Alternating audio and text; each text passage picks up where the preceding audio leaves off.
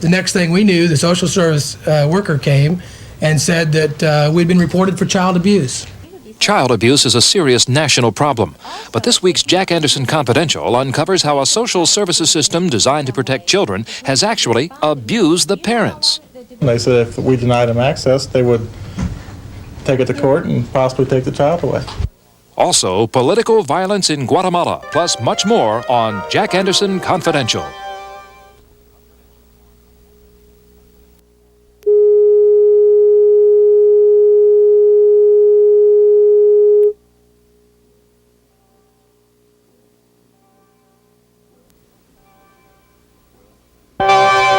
Well, this is one of the worst Thanksgiving that I've ever seen in this hall.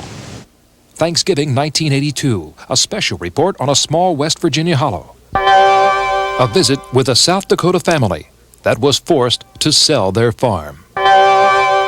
They can put them to prison, they can torture them, they can do what they want with him, but they can broken his spirit. An exclusive interview with a wife of imprisoned Soviet dissident Anatoly Sharansky. These stories coming up next on Jack Anderson Confidential. Now from Washington, here is Jack Anderson. Next Tuesday, 2 former federal prosecutors will explode a bombshell on Capitol Hill. They'll accuse their superiors in the Justice Department of covering up criminal conduct by the FBI.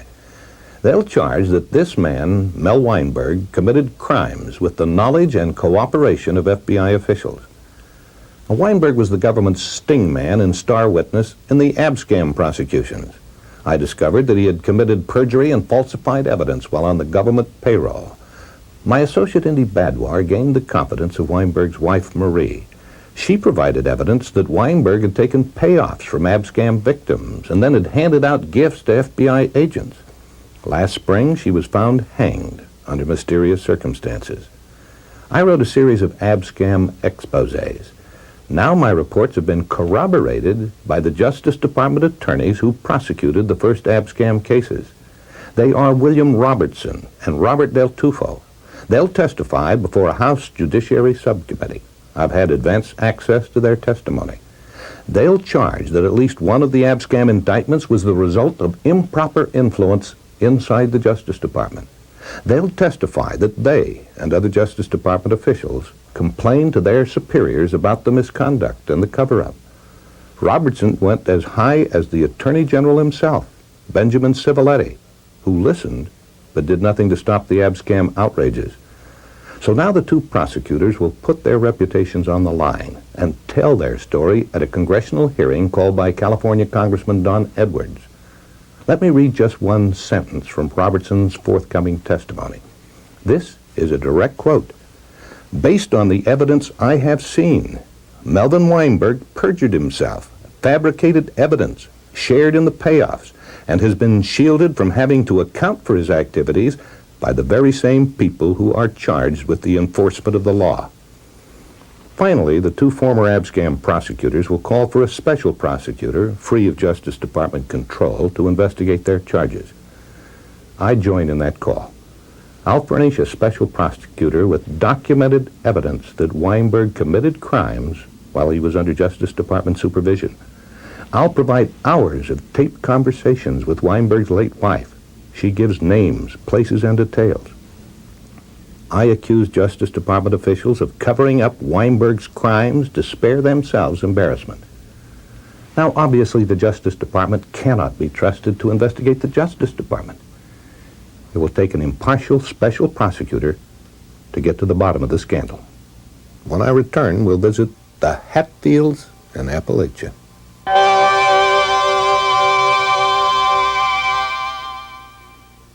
Look, if you're an investor who's tired of being too late when investments are heading up, too late when they're heading down, look ahead. Look into Barron's. Every week, Barron's gives you page after page of useful investment information, days, weeks, even months ahead. Every week, 34 pages of market statistics, in-depth studies of companies, a dividends and earnings alert on all New York Stock Exchange and Amex stocks, exclusive analyses covering the whole world of investing. All you need to know not to be too late. Every week in Barron's. If you call this toll-free number now, you can get 26 weeks of Barron's for just $28. Call right now, and you'll also get free Understanding Technical Forecasting, an informative booklet that shows you how professionals use Barron's. 26 weeks of Barron's plus this revealing booklet for only $28. Look ahead. Look into Barron's. Call 800-453-4006 now before it's too late.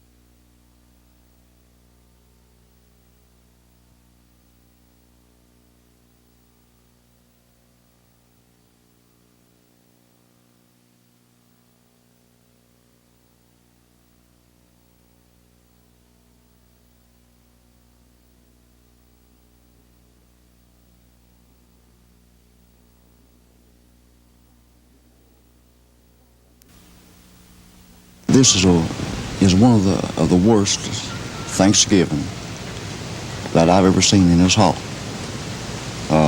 What I mean by that, there's no money, there's no work. In other words, there's no jobs. And this is about the worst I've ever seen in this hall.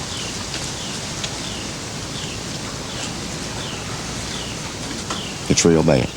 This man is Paul Bryant, an unemployed coal miner. He lives in the fold of a mountain in West Virginia near the Kentucky border. Perhaps 20 other families live in the same hollow. They call it holler. 20 years ago, millions of tax dollars were funneled into the Appalachian area. The aid was supposed to upgrade the quality of life in an America that was ashamed of its abject poverty. But 20 years later, life is still hard in places like March Branch Holler. I sent my associate Jack Mitchell to this tiny holler last week to find out what Thanksgiving will be like in this forgotten corner of the nation. Conditions are rugged. There is no work. The houses are decrepit, and there's no money to repair them. Parents are too poor to send their children to school. Clothes are old and ragged. Meals are inadequate. Down the holler from Paul Bryant lives an unusual man. His name is Paul Davis. He came out of the coal mines with the dread black lung disease. He spent the next several years championing legislation to give disabled coal miners health benefits. Davis has seen much sadness in his life. He told my associate Jack Mitchell that he thinks these are the worst times he has experienced. 20 years ago, this was a booming place. Everybody had plenty. Now they don't have that. The mines is all shut down. People cut off from work. They don't have no income. And they just don't have no way of making it. I thought they're on welfare.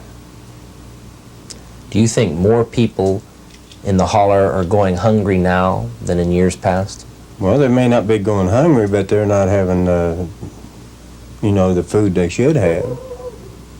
I don't think beans and bread is a way of life for America anyway. Now, I've got a son. He's 21 years old. His wife's expecting a baby just any time, and he can't even buy a job. And he can't even get no help. Only 2 men in the holler are employed at regular work. March Branch Holler has a colorful history. These mountain people are direct descendants of the notorious Hatfield clan, the family that fought the McCoys about 100 years ago. It was America's most famous family feud. Henry, Devil Anse, and Elmer Hatfield live here with their families, just as the Hatfields have done for generations. Their lives are bleak. Survival is a struggle. Today, Elmer Hatfield is the clan elder. Your kids are so bad to tear up their clothes, you know, what we call brogan around in the mountains, you know, because they don't have very much flat land to play in. And they ride their bikes, you know, you have to ride it uphill, and a lot of times your sprocket chain will come off and rip a pair of pants that you've paid a pretty good price for right up the leg. So you have difficulties with kids, keeping them in school and everything. Grown-up people in this area are more concerned about their children than anything else. The children around here are not used to eating fancy food. They're used to eating cornbread and fried potatoes and pinto beans and bacon, you know. They don't go with a lot of fancy stuff like maybe people from other areas do. Well, we'd like to have children, but with the economy the way it is, and I don't look like it's going to be getting any better, so we may not have any kids, and if we do, we may only have one or two. You know, just what we think we can provide for it. What's the future going to be like? Well, I do a little work for Make One Lumber. Down here at Make One, a little carpenter work. I've been busy about all summer at that. Of course, in the last month now, it's not, I ain't had anything. Because I guess it's wintertime.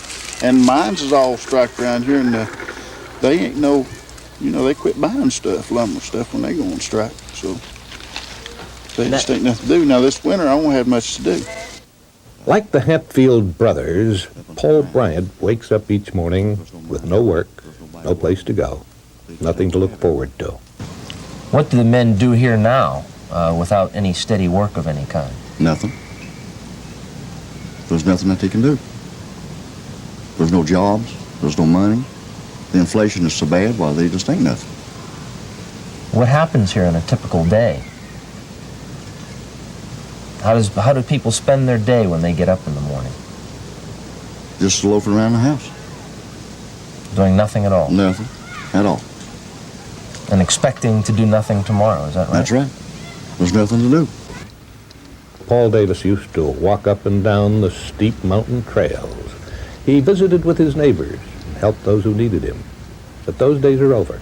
About a month ago, he suffered a massive heart attack. Well, I think the spiritual feelings of the people is wore to a very thin layer, and I don't know how much longer they can, tolerate it. It just, well, everywhere you look, it's not your next door neighbor, it's your neighbor on down the road, or it's your neighbor over in the next county. So people's spirits are just being really broke off. The people, they have come to they just come to the end of the road just about. And they was expecting to, come out of this slump that we're in, but it just continues on every day. More people being laid off, more people coming back in from the big cities with nowhere to go, nothing to do. And, it's weakened our country. I don't think this is going to help our country in any way, because it's affecting the whole United States, not only Mingo County in West Virginia, but the whole United States. And if something's not done soon, I don't know what to do. What's going to happen? The best way to show gratitude is to give to others, and the best way to give is when it's needed. People need food when they're hungry, not after they've starved. They need warmth when they're cold, friendship when they're lonely. At this Thanksgiving time, there is no shortage of people in need. What kind of Thanksgiving will it be this year down on the farm? A farm family will take you into their confidence when I return.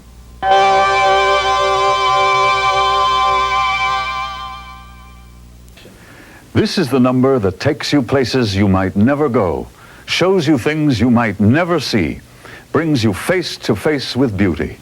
This is the number that brings you Smithsonian Magazine. This is the number that shows you the lives we led, the lives we lead, the life around us. This is the number that brings you Smithsonian Magazine.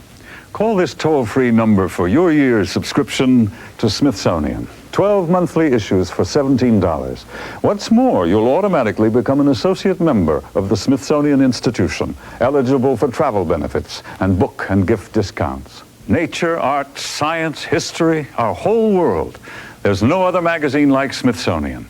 This is the number that brings you 12 monthly issues of Smithsonian Magazine for only $17. 800-453-4808. That's 800-453-4808. Phone now, toll-free. A whole world is waiting for you. If you have to wait a week for business news, maybe it's not news anymore. The Wall Street Journal gives you today's business news today, so you can use it today. Get all the business news you need when you need it. Get the Wall Street Journal. Delivered every business day for 6 months for $47. Just 37 cents a day. Phone toll-free 800-453-4806. That's 6 months, $47, only 37 cents a day. Phone 800-453-4806 now.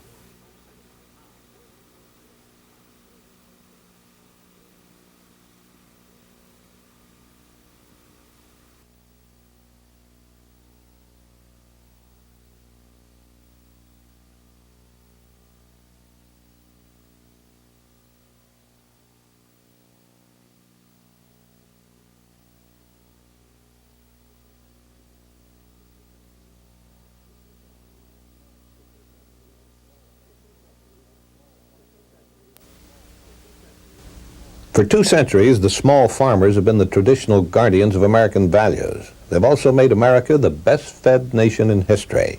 Now, they're in deep trouble. Families that have tended the fields for generations are being driven off their land by their inability to compete against the agricultural giant. Farm income has dropped 39% in 2 years. In real dollars, farmers are now earning less than they did during the Great Depression. More than 77,000 farmers were forced to sell their farms last year. The American Farm Bureau predicts that banks will cut off credit to another 120,000 farms by next June. Depression-born laws to protect small farmers are hopelessly outdated and now serve to subsidize the giant landowners as they gobble up ever greater bites of the countryside. Our dear Heavenly Father, we thank you for the beautiful day which thou didst give to us and for thy watch and care over us. Each foreclosure is just another statistic on the record book. But behind each foreclosure is a personal tragedy. What happens to a family when they lose a farm they've owned for generations? I sent my associate John Dillon on a Thanksgiving foray into rural South Dakota to find how a typical farm family copes with the loss of their farm. He selected the Darlin family of Sully County, South Dakota. Their farm has gone broke, but their spirit hasn't been broken. November brings cold winds whistling across the South Dakota pass. Flocks of geese sound the warning that winter is not far behind. The land is laid bare, but it still has a raw beauty, and there is still work to be done. Gary and Steve Darlin took over the farm of their father. The two brothers worked their 3,400 acres doggedly, putting in long days and getting back high yield. Then last spring, disaster overtook them. Like most farmers, the Darlins owed money to the bank. They returned every spare dollar to the bank. In fact, most of the debt was paid off. But they needed a short-term loan to tide them over. They went to the Farmers Home Administration. But the federal government has little interest in small farmers. It's too busy with the problems of large planters. And character is no longer worth much at the bank. So the bank foreclosed. The farm that had been in the family for 42 years went on the auction block. Farmer's eternal optimist, you know, he keeps hoping against hope that something's going to turn around, you know, and do it quickly enough where he can make some money and make enough money off something to where he can continue to operate. But that just hasn't happened anyway, you know. What hopes for your family did you have for this farm? I got, you know, 3 boys, and I didn't expect all of them to be farmers. But I'd hoped that maybe one of them would be a farmer, and Steve's got a little boy, and I'm sure that he had hoped at one time that, you know, somebody in, you know, his family would possibly join forces with some of mine and maybe stick it out. I don't know. The Darlin brothers found work on the land they once owned. They now farm it for a farm management company. They would still like to farm it for themselves someday, but the chances are slim, very slim. I don't really know how to explain it. You know, the things are just different. You know, the feelings about you know, the work and everything is different. Like, you know, I say the self-satisfaction, you know, the initiative to go out and really get it done and do a top-notch job, you know, isn't, you know, what it used to be. We still feel like we do our best, but sometimes that isn't good enough for some people. The Darlins were caught in a tight financial squeeze. They had to pay high interest rates on the money they owed, but they were paid low prices for the crops they grew. They simply couldn't recover what they had invested. For the Darlins, the change has meant more than a change of jobs or routines. It's meant giving up a way of life. They have lost their independence. We're used to working cattle and look at the corn in the fields that, you know, we've planted and watered and they're growing up, but we know that, you know, the grain there is not ours, and the machinery that we're using, we know that's not ours. And you know, I guess, you know, it's the pride of doing it for yourself and the pride of ownership and saying, you know, this is what we accomplished this year. We set a goal at the beginning of this year, and we met that goal and exceeded it, you know, and makes you feel good, makes you feel like you've accomplished something. Steve Darlin is a young man with a dream. He wanted to spend his life in the fields, close to the soil, and he wanted his family to live on a farm they could call their own. The loss has left them frustrated. Your first impression is like you feel like you've failed, you know, that maybe you could have worked harder. It's hard to take. It's something you know, you've lived there all your life, and something comes along and they take it away. You just, what do you do? This could be the Darlins' last Thanksgiving on the farm. It's been a traumatic experience which has left them saddened. First you were sick, and then you were mad, and now you're back to just being sad. You just kind of, it's been almost a year. So you go through a series of changes. You get mad, you see things that you wanted to do or were going to do, or I'm going to plant flowers here or something, and now you still, sometimes you think you're still going to do it, and then you think, well, why? It isn't my home anymore. What will happen to the Darlins? Tomorrow is uncertain, a question mark. All they know is that the farm is gone. If we can keep warm and dry and fed, I guess, that's what we got to look forward to, you know. We've got a job, and that's more than some people got. When I return, an interview with the wife of a Soviet prisoner.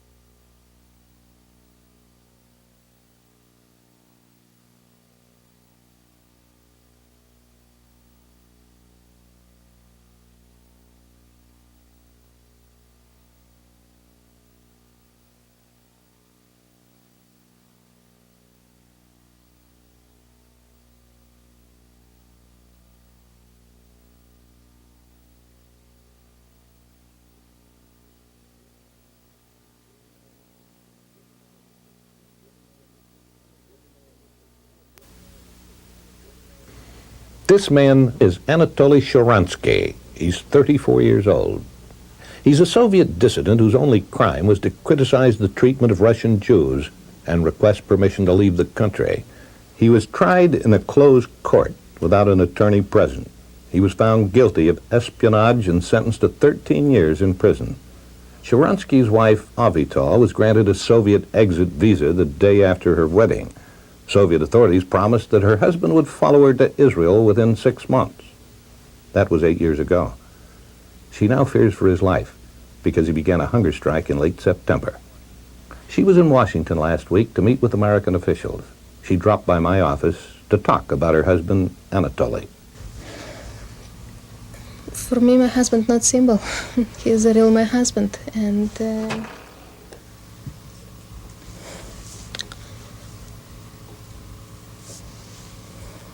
we are terribly suffering. I believe me and he too, and everything what we want is just to be together like all normal families. To be in Israel, in a place where we both of us want to go. Has his spirit been broken? No, and I believe it can be broken. When I first met him, I have such an influence from his spirit. He is like somebody different. In Russia, people they're threatened, and they're afraid, and especially Jewish, because it's 60 years of pressure to them in Russia. My parents, they afraid to be Jewish, and many others. And he's absolutely can't afraid. He's not afraid. He's a very happy person, very free. And they can put them to prison, they can torture them, they can do what they want with him, but they can broken his spirit. The story of Avital and Anatoly Sharansky is tragic. Two young people in love have been kept apart because they wanted to live free. But their suffering has etched a message for the rest of us. We in this land may lose our livelihood, our property, our material possessions, but we are free to leave, or we're free to remain and complain. And that, after all, is much to be thankful for. Next week, we'll look at a welfare system that's supposed to protect children but ends up victimizing parents. I'm Jack Anderson in Washington. Jack Anderson Confidential is a Jack Barry and Dan Enright production in association with Able Productions.